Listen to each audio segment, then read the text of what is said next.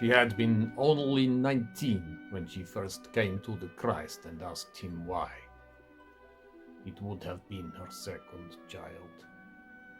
She knelt at the altar and cursed his name.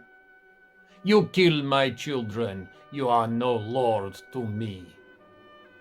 She spat upon his feet. Earlier that morning she had been leaning against the wash basin, breathing heavily and perspiring. She closed her eyes and grits her teeth. She looks down and sees blood running down her leg. She sits on the toilet, clutching her belly, breathing heavily through the pain, rocking backwards and forwards. Another wave of agony courses through her, and she falls off the toilet and screams. Later that night, she is lying on her side in bed. The man has his arm around her stomach. He is sleeping.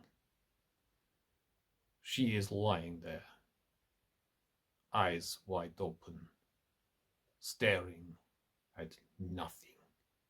Days pass. The woman loses much of her anger towards the Christ. Months pass. Her and the man, they try again. The woman is now wide-eyed, sweating profusely and breathing in an exaggerated manner, puffing out her cheeks as she exhales. The man is standing next to her head, holding her hand in both of his and looking down nervously.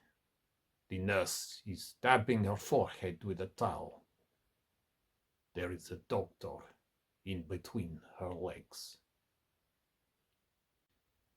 Yeah, the doctor is shouting. The woman closes her eyes and grits her teeth. She is obviously pushing desperately. We hear her straining with the effort. The man kisses her forehead. With one last effort, the woman continues pushing until finally she relaxes on the bed, breathing heavily. The doctor grabs the baby and goes to the back of the room. The woman and the man, they watch him closely. They are nervous yet hopeful. Finally, the doctor lifts his head and turns his face towards them. He shakes his head from side to side. The woman's face crumples. The man falls against her body, his shoulders racked with sobbing. Her anger towards the Christ returns. She can feel her hatred for him in the pit of her stomach. Later that night, she is lying on her side, staring at nothing. The man has his back to her. A year passes. The woman is wide-eyed and sweating profusely, breathing in an exaggerated manner, puffing out her cheeks as she exhales. The man is standing by her head, holding her hand in both of his, looking down nervously. The nurse is dabbing her face with a towel. There is a doctor in between her legs. Yeah, the doctor is shouting. The woman closes her eyes and grits her teeth and is obviously pushing.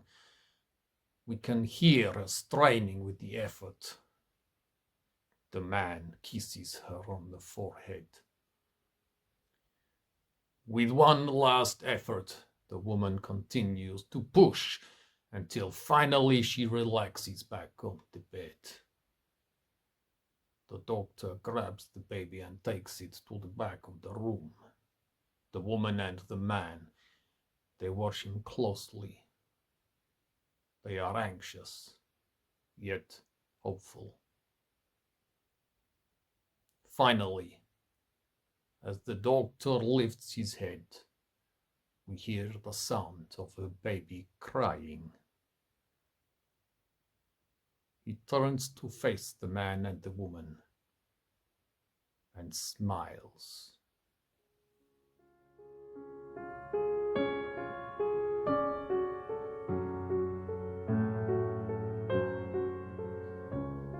The man and the woman smile at each other. The woman has the baby wrapped in a blanket in her arms. They are in an office block with a clerk in a hedge opposite. "Yeah," says the clerk, beckoning them forward.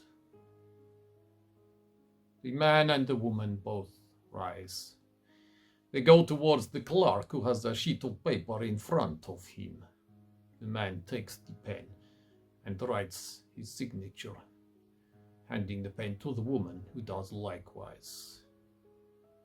The clerk takes the pen. "And the child?" he asks.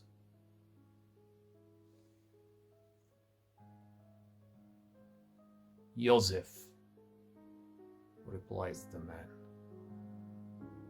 "Vysyaronovich Stalin." The baby cries.